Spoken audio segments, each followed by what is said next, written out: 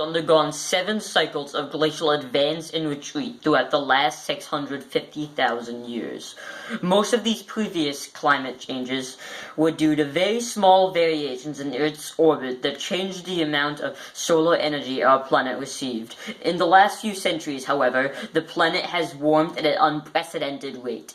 Scientists believe that humans have caused this global warming through our greenhouse gas emissions. If we continue on our current path, it could have catastrophic effects. If the planet continues to heat up, glaciers will melt, oceans will rise and flood cities, plants and animals will die out in mass, and hurricanes will rage. We, the people of the world, must take action to save the planet and stop man-made climate change. A wealth of scientific findings indicate our role in global warming. Scientists have mapped the changes in Earth's climate throughout the eras, using evidence found in the layers of ice in glaciers and rocks beneath the Earth's surface, in the rings of prehistoric trees, and in sediment from the bottom of the ocean. This evidence reveals that the planet's temperature is currently rising roughly 10 times as fast as other warming events in the past. Over the past century and a half, since the Industrial Revolution, carbon dioxide levels have risen from 280 parts per million to 400 parts per million. Think about how our actions hurt other species.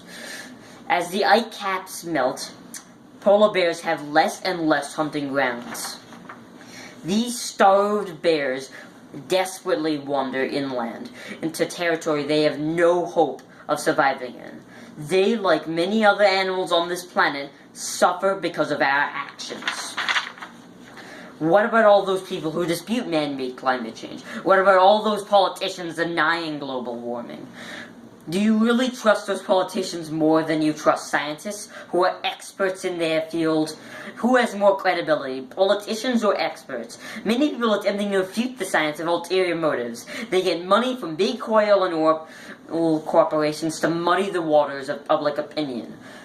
On the other hand, most credible sources acknowledge man-made climate change as truth.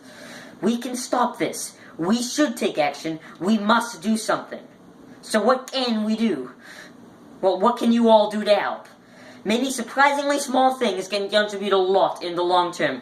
We can each do our part to reduce our carbon footprint by using public transport, riding a bike, or walking to school instead of driving, or turning off lights to save electricity. These actions will slow down climate change, or maybe even, in the future, reverse it. Each and every one of us has the power to make a positive impact, and together we all can save the world.